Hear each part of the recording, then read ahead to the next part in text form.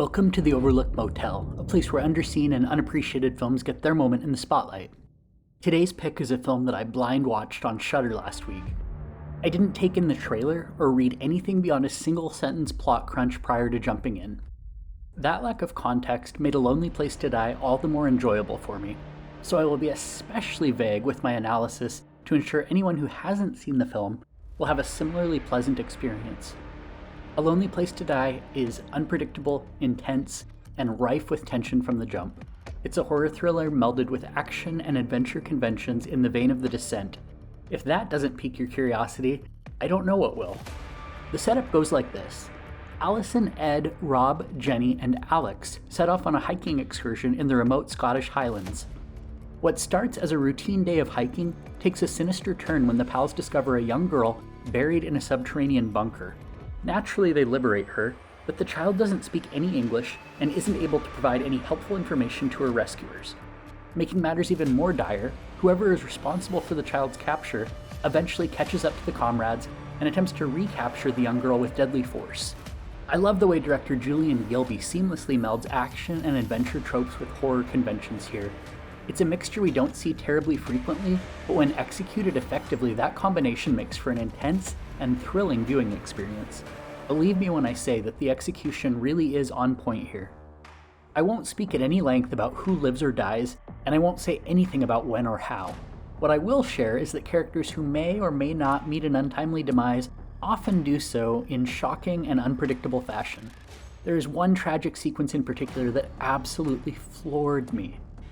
Gilby gives few, if any, contextual clues as to what's about to transpire, so when the scene in question played out, I was so surprised that I audibly gasped. It felt surreal and like a deviation from the rulebook. That's precisely what I like to see in a film like this. One can write a serviceable screenplay and entertain viewers well enough without breaking too much from convention, but taking things a few steps further by adding in some unexpected developments and deviating from expectations can elevate a film to the level of greatness. And I absolutely count A Lonely Place to Die as a film that achieves that conceit. Screenwriters Julian Gilby and Will Gilby approach the scenarios the core cast find themselves in smartly and seem to deeply consider the limits of plausibility. Yes, the setup creates a perfect storm of events that would likely never play out in real life as it does on screen. However, each development is well justified within the narrative. Each harrowing ordeal the cast is hurled into has at least a modicum of logic applied, and a little of that goes a long way.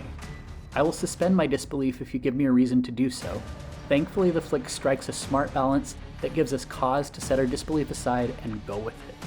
Speaking of smart writing, the way Anna is introduced with no explanation as to how she got to be in a hole in the ground in the middle of nowhere creates an urgent sense of unease and introduces a compelling central mystery.